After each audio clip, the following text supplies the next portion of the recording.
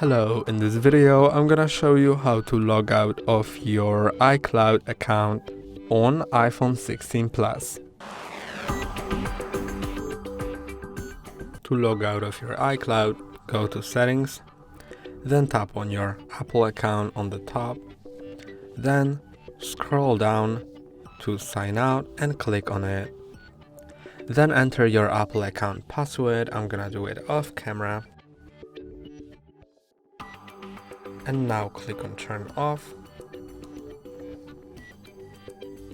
Then wait a moment.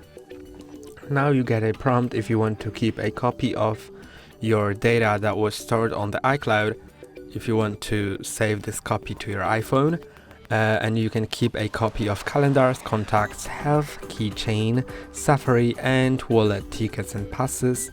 And I'm not gonna check any of those. I'm just gonna click on Sign Out, then click on Sign Out again.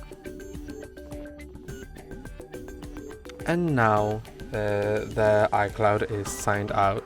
That's all for today. Don't forget to like and subscribe. See you next time.